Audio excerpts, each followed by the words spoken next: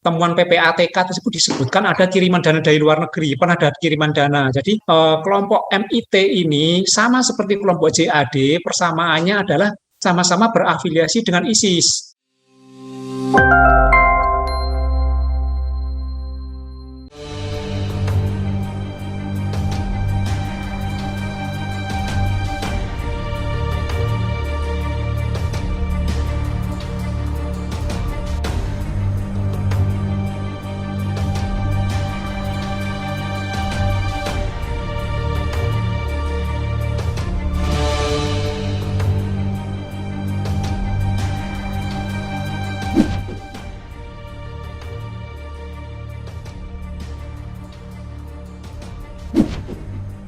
Ya, Mas, ini jelas prestasi ya.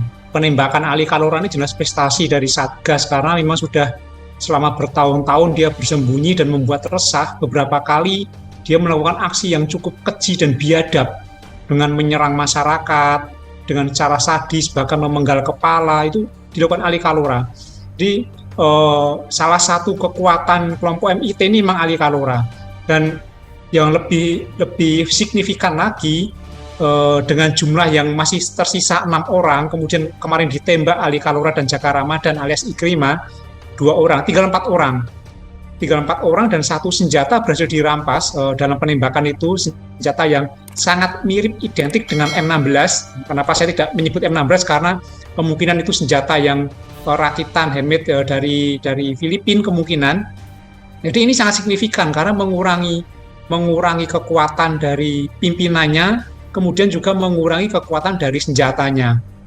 Ingat bahwa pasca dulu tertembaknya Santoso, salah satu teroris kelompok MIT menyerahkan diri, Basri.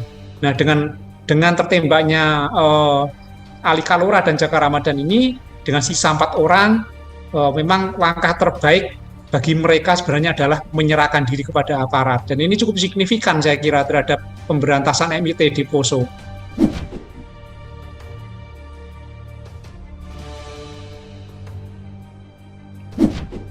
Kalau kita melihat MIT kan sebenarnya kita tidak bisa melihat hanya 6 orang, 4 orang ini saja sebagai kombatan gitu. Tetapi kita juga melihat siapa yang mendukung mereka. Kita ingat ketika 2016 Santoso tewas tertembak dimakamkan, itu masyarakat mengeluh-elukan dia sebagai pahlawan ketika pemakaman. Kemudian tahun 2020 ketika 2 orang anggota MIT berhasil dilumpuhkan, ditembak mati karena merebut senjata polisi yang bertugas di Poso. Ketika pemakaman juga dieluk-elukan oleh masyarakat gitu. Jadi ada bagian dari masyarakat yang menjadi supporter, yang menjadi simpatisan dari kelompok MIT. Inilah yang berbahaya gitu loh. 4 orang tersebut tidak akan eksis jika tidak ada dukungan dari orang-orang yang berada di masyarakat. Dan ini yang berbahaya. Jadi sebenarnya untuk melumpuhkan MIT, untuk memberantas MIT, tidak hanya cukup dengan memberantas sisa dari MIT yang 4 orang ini, tetapi juga bagaimana melakukan deradikalisasi terhadap masyarakat yang menjadi supporter.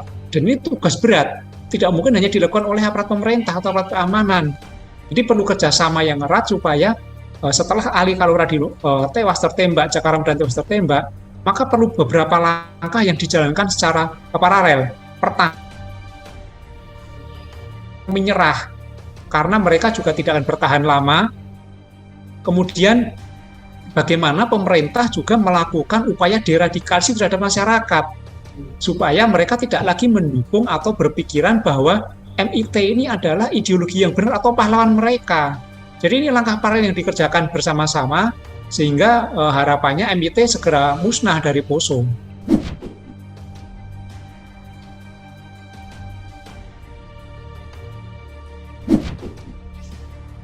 Ya ini kan dibuktikan ketika pemakaman Santoso kan. Pemakaman Santoso masyarakat menganggap dia pahlawan.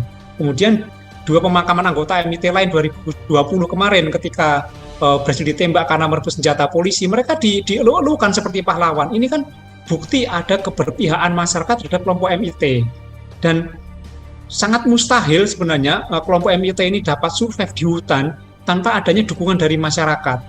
Dukungan ini macam-macam, ada berupa dukungan dari logistik, mungkin dipaksa dirampas, ada juga dukungan berupa informasi, mungkin sudah diberikan informasi, jadi mereka bisa bergerak bebas dari hutan ke bawah.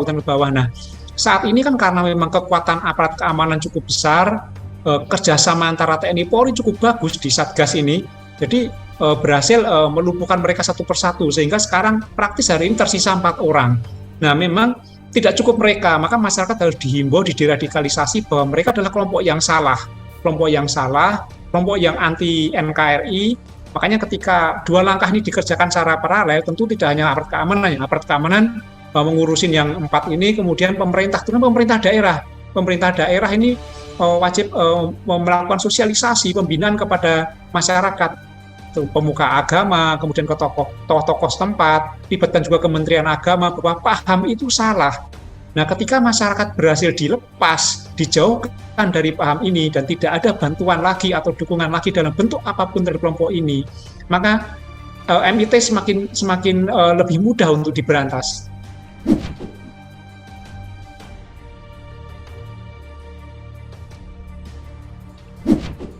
Ya, kolaborasi sebenarnya. Kolaborasi kan pemerintah itu ada unsurnya, ada banyak, ada kementerian dan lembaga.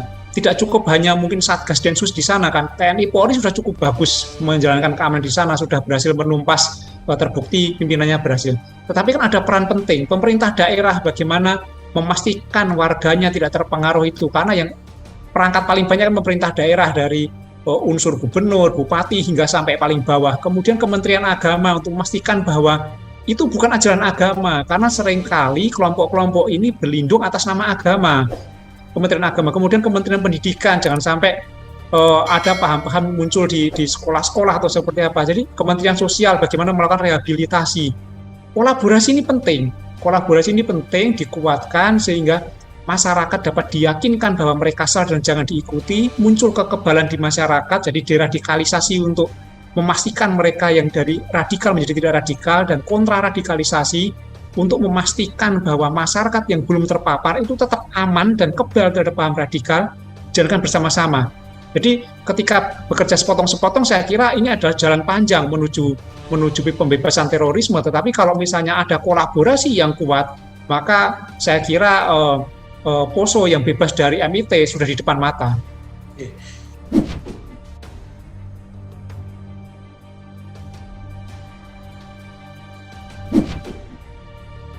Ya, pasca ISIS mulai berkibar, kan mereka menggunakan strategi yang berbeda dengan kelompok lain. Dia menggunakan internet, menggunakan sosial media untuk menyebarkan paham-pahamnya, sehingga orang dengan bebas tanpa masuk dalam kelompok itu dia bisa mempelajari dan terpapar. Saya kira memang sudah cukup masif paparan tersebut. Kita bisa melihat dari berbagai hasil survei yang menunjukkan tingkat radikalisme di berbagai instansi. Kasus kemarin JI itu ada yang ditangkap dari BUMN misalnya, sudah ada bukti juga bahwa ASN yang terlibat dalam kasus terorisme. Saya kira ini harus segera dibuat semacam gerakan nasional yang menyadarkan masyarakat bahwa paham itu salah, ideologi itu salah. Yang sudah final adalah paham Pancasila, ideologi Pancasila ini sudah final, makanya kita harus mengikuti itu dan menjalani itu. Nah, perlu adanya gerakan nasional supaya tidak hanya menjadi urusan BNPT saja, tidak menjadi urusan dari TNI Polri saja atau intelijen saja, tapi juga menjadi urusan masyarakat. Ketika masyarakat dipahamkan dalam suatu gerakan nasional yang melibatkan pemerintah daerah hingga tingkat bawah, saya kira ini menjadi suatu strategi yang efektif sehingga masyarakat itu mempunyai kemampuan untuk deteksi dini, cegah dini radikalisme. Selama kemampuan itu belum ada, paham radikalisme bisa masuk dengan bebas, ya ancaman itu akan terus ada di Indonesia, akan cukup berbahaya. Apalagi sekarang dengan mudah, dengan bebas, konten-konten terkait radikalisme, bahkan konten-konten yang mengarah kepada teknis terorisme, termasuk merakit bom, itu sangat mudah sekali di-download. Dan itu cukup menarik bagi generasi muda. Jadi ini yang harus kita sadari bahwa ancaman itu ada di mana-mana. Kalau kita sibuk dengan sumber-sumber ancaman tetapi tidak menguatkan diri kita, ya kan percuma gitu loh. Yang paling penting adalah bagaimana membentengi masyarakat supaya kebal terhadap paham-paham yang mengarah kepada radikalisme.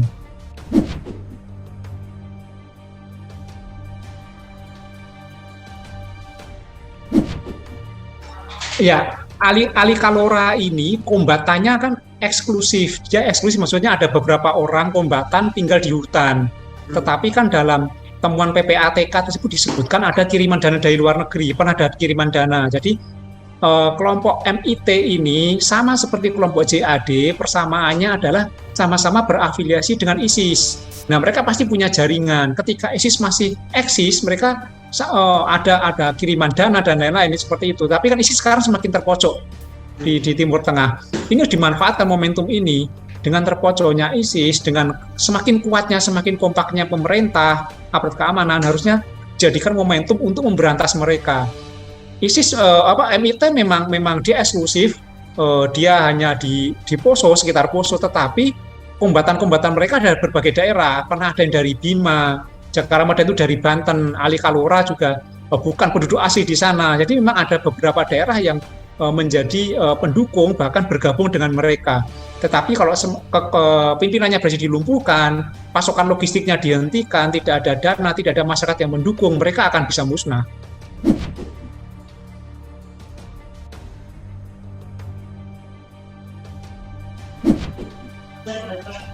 Ya, tentu pemerintah harus meningkatkan kekompakan terutama TNI Polri, sinergitas yang cukup baik, kemudian kolaborasi antar lembaga, karena tidak bisa diurusi hanya BNPT, TNI Polri, dan BIN saja, tapi juga perlu melibatkan Kementerian Dalam Negeri yang punya pemerintah daerah, kemudian Kementerian Sosial, seperti itu perlu, Kementerian Pendidikan, itu perlu ada kolaborasi yang cukup kuat. Kemudian masyarakat, jadi pastikan masyarakat itu percaya dan yakin kepada ideologi Pancasila dan tidak perlu terpengaruh dengan ideologi-ideologi asing, dan jangan mudah tertipu, termanipulasi dengan propaganda-propaganda apalagi yang mengarah kepada kekerasan, walaupun itu mengatasnamakan agama. Semua agama itu mengajarkan hal yang luhur, yang suci, yang penuh dengan cinta kasih, bukan dengan kekerasan. Ini harus diwaspadai. Makanya perlu peran pemuka agama untuk menyadarkan masyarakat bahwa ajaran-ajaran kekerasan seperti itu yang mengatasnamakan agama harus dipastikan dulu dan harus dikaji lebih lanjut. Jangan mudah diikuti dan mudah terpengaruh. Saya kira kalau kita kompak, kita berkolaborasi dengan semua pihak, saya yakin bahwa terorisme itu bisa terhenti di Indonesia.